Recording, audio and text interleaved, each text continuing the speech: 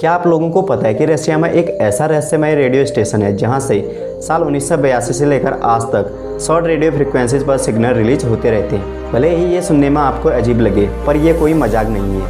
UVB 76 के नाम से जाने जाने वाला ये रेडियो स्टेशन पिछले 40 सालों से मिस्टीरियस मोनोटोरल सिग्नल 4625 फ्रिक्वेंसी पर रिलीज तो कर रहे हैं, लेकिन ये सिग्नल आने कैसे चालू हुई और 40 साल बीत जाने के बावजूद भी आज तक इनको ऑपरेट कौन कर रहा है, इसको लेकर सब अपनी अलग अलग राय देते रहते हैं। मगर हकीकत तो कुछ और ही है और इसे कोई नहीं जानता, जिस वजह से आज की डेट में इस रेडियो स्टेशन को हॉन्टेड भी माना जाने लगा है। अब सोचिए, धरती के एक हिस्से पर लगातार हॉन्टेड सिग्नल रिलीज हो रहे हैं और हमको इसकी भनक भी नहीं है। और इससे भी ज़्यादा रोंगटे खड़े कर देने वाली बात तो ये है कि ये घटना सिर्फ धरती तक ही सीमित नहीं है, क्योंकि पिछले कई दशकों से वैज्ञानिक अंतरिक्ष से आने वाले ऐसे कई सिग्नलों को डिटेक्ट कर रहे हैं जो ना तो किसी पल्सार के हैं और ना ही किसी नॉन कॉस्मिक एंटिटी के। लेकिन फिर सवाल ये आता है कि अंतरिक्ष में ऐसी कौन सी रूहानी ताकत है जो इस सिग्नल को धरती से सैकड़ों प्रकाश वर्ष दूर से क्रिएट और एमिट कर रही है। आज हम जिस सिग्नल की बात कर रहे हैं उस सिग्नल को GPM 183910 नाम दिया गया है। ये सिग्नल आज तक के मानव इतिहास में खोजा गया सबसे अलग और पेचीदा था।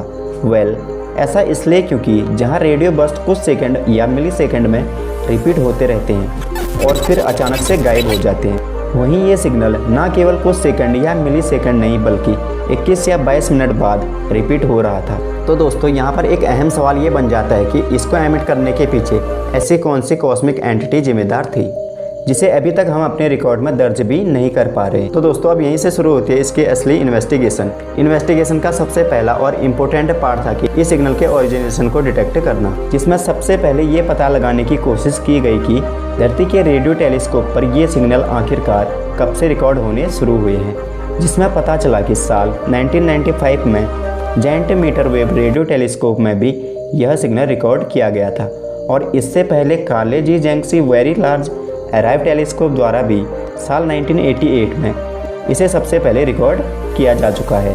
Now comes to the second part of the investigation, which is ये सिग्नल ब्रह्मांड के कौन से कोने से धरती तक पहुंच रहा है। इस प्रोसेस में आगे बढ़ने के लिए वैज्ञानिकों ने उस डायरेक्शन को पिन पॉइंट किया जहां से ये रेडियो सिग्नल आ रहे थे।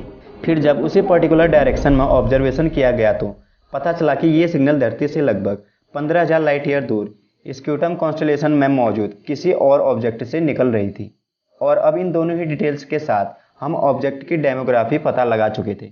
बस अब यही आइडेंटिफाई करना बचा था कि ये चीज़ आखिर है क्या। जब इसकी ज़्यादा डिटेल पाने के लिए वैज्ञानिकों ने इसकी रीडिंग को फिर से और भी ज़्यादा गहराई से स्टडी किया तो फिर भी इसमें हमको कुछ नया पता नहीं चला। लेकिन महीनों तक वैज्ञानिक इस सिग्नल की स्टडी करते रहे, लेकिन आखिरकार अंत में उनको निराशा ही हाथ लगी। और इसके बाद नताशा हार्ले-वोकस, जो इस स्टडी को लीड कर रही थी, उन्होंने सिग्नल को ओरिजिनेशन पॉइंट से मिलने वाले डाटा को देखकर ये फैसला लिया कि ये ऑब्जेक्ट एक unique ultra long period magnetar है जिसके जैसा मानव इतिहास में अब तक कुछ भी नहीं देखा गया है। तो दोस्तों, आपका इस सिग्नल के बारे में क्या कहना है? अपनी राय हमको कमेंट में ज़रूर बताएं। और दोस्तों, आज की वीडियो में इतना ही। अगर वीडियो आपके लिए थोड़ी भी हेल्पफुल और इन्फॉर्मेटिव रही तो हमारी वीडियो को लाइक ज़रूर कीजिए और इसी के साथ साथ इसको अपने दोस्तों तक शेयर भी जरूर कीजिए। Thank you for watching this video.